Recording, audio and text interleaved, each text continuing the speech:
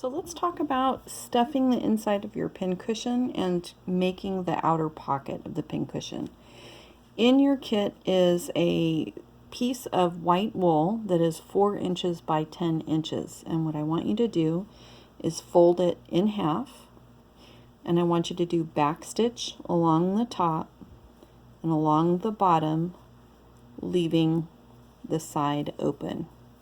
And what that's going to do is that's going to create a little pocket that we're going to put our filling in. So some of you requested the plastic beads, and some of you requested the walnut shell with the lavender. And either one of these should work. You have a choice of either leaving your pocket as is or turning it inside out.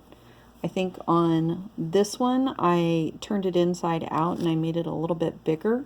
And then on this one, I just decided to make it a little bit smaller. So it's up to you.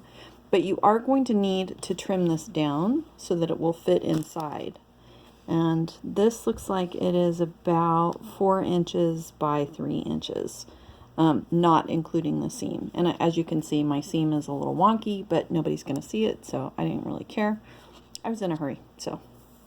Okay, so the idea behind backstitch is, and I'm going to use this larger thread so that you can see it. Actually, let's do this. I'm going to go ahead and fill it first, and then we'll just backstitch the top. Just pour it in. Try not to let it go everywhere.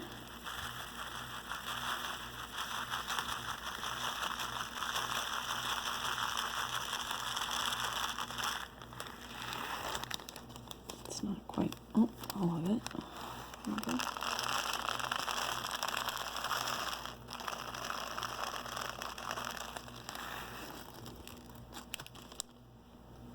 Okay.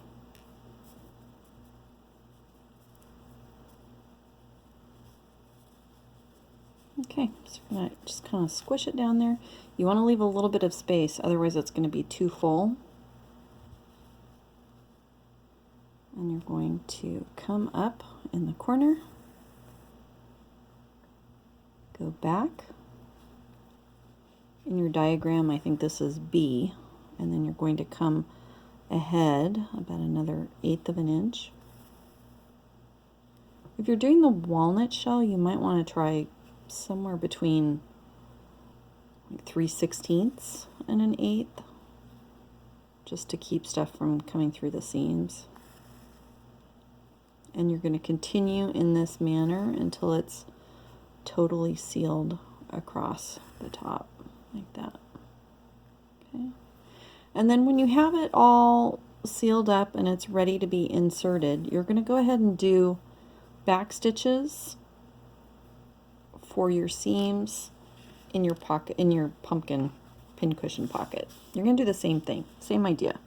Only this time you're going to stitch along all 3 sides, leaving this side open, and you'll turn it inside out so that these will be like that. Okay.